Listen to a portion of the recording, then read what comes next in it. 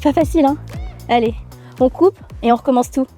On passe 90% de notre temps à l'intérieur de bâtiments. Mais est-ce qu'on sait vraiment ce que l'on respire? En Normandie, il y a une maison en terre crue, avec des murs porteurs en bauge et une isolation en terre allégée. Ce sont 2 mélanges de terre et d'éléments végétaux. Ici, j'étudie si ces murs peuvent ou pas améliorer le confort intérieur. À l'extérieur, à l'aide de capteurs, on mesure le climat et le CO2, qui est un indicateur de la qualité de l'air. Moi, c'est Alexiane, doctorante au Builders Lab et au LTDS. Mon objectif, comprendre le rôle des murs en terre sur le confort intérieur. Et mon suspect principal, le mur en bauge et en terre allégée. Je mesure les mêmes paramètres dedans et dehors. Température, humidité, dioxyde de carbone, monoxyde de carbone et formaldéhyde.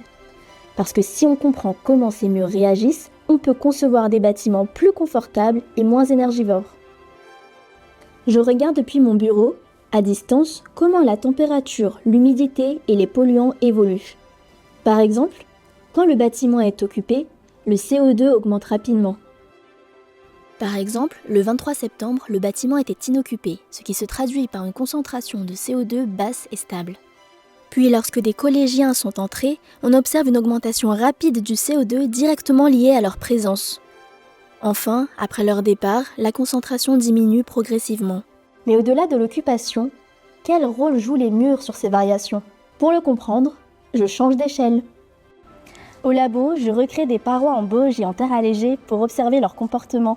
Je pelte, je broie, j'ajoute de l'eau, je malaxe, j'ajoute des fibres, je compacte et je laisse sécher. En séchant, ces murs subissent un retrait. Ils se rétractent, leur volume diminue avec l'évaporation de l'eau. Alors une question se pose.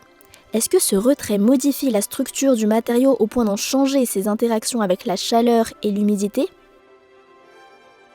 À l'échelle du mur, j'observe le comportement global, mais pas ce qui le pilote. Alors, je m'intéresse à l'échelle du matériau. Si on zoome à l'intérieur du matériau, on ne voit pas un ensemble homogène. On observe en réalité 2 parties. Un squelette solide, composé des minéraux de la terre et des parois solides des éléments végétaux, et des vides, qu'on appelle les pores. Ces pores contiennent de l'air plus ou moins chargé en vapeur d'eau et ou en eau liquide. Ces phases sont mobiles. À température constante, la vapeur d'eau se diffuse des zones les plus humides vers les zones les plus sèches suivant un gradient de pression de vapeur. Sous forme liquide, l'eau se déplace par capillarité, comme dans un morceau de sucre. Ce comportement vient du fait que l'eau interagit avec les parois des pores. Cette eau liquide est alors dans un état thermodynamique différent de l'eau à l'extérieur du matériau. Cet effet est encore plus marqué quand la quantité d'eau dans le matériau est faible, car cela induit des échanges visant à homogénéiser la teneur en eau au sein du matériau et à favoriser la pénétration de l'eau extérieure dans le matériau. C'est ce qu'on observe ici avec cet essai de remontée capillaire. Ces interactions entre le matériau et l'air ambiant ne se limitent pas uniquement aux molécules d'eau. Elles peuvent s'étendre au dioxyde de carbone présent dans l'air, voire aux autres substances présentes dans l'air. Dans ce cas, on observe généralement un phénomène de captage, adsorption de ces éléments si leur concentration dans l'air est trop importante, et réciproquement, un relargage, désorption lorsqu'elles deviennent plus faibles, créant ainsi un effet tampon.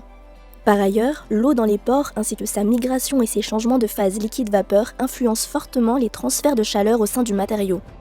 À l'état sec, la chaleur circule difficilement car elle doit traverser l'air dans les pores qui est très isolant. Mais dès que l'eau remplit une partie des pores et forme des ponts entre les grains, elle ouvre des chemins plus conducteurs. La conductivité thermique du matériau augmente. Enfin, chaque fois que l'eau s'évapore, elle consomme de la chaleur et réciproquement, quand elle condense, elle en restitue. Ces mécanismes montrent donc que les transferts thermiques sont fortement couplés à l'état hydrique du matériau. Ensuite, je vérifie que ce que je trouve à l'échelle matériau se retrouve à l'échelle paroi. Pour cela, on développe un modèle numérique multi-échelle dont les données d'entrée sont identifiées à l'échelle du matériau. Le modèle prédit le comportement d'une paroi en séchage et son impact sur l'ambiance intérieure du bâtiment. Les simulations à chaque échelle sont validées par confrontation aux données expérimentales et la cohérence entre échelles est vérifiée par comparaison des résultats expérimentaux. Ce modèle permet de valider et consolider la robustesse de notre approche thermo-hygromécanique, une étape clé pour relier les phénomènes étudiés à l'échelle du matériau à ceux du bâtiment. On cherche à mieux comprendre la Terre pour mieux construire plus durablement et transmettre ce savoir aux générations futures. Aujourd'hui, on s'intéresse à la chaleur et l'humidité. Mais demain, une question se pose. Et si ces murs pouvaient aussi interagir avec des polluants comme le CO2 ou les particules fines? Et si nos murs étaient déjà des alliés pour le confort intérieur?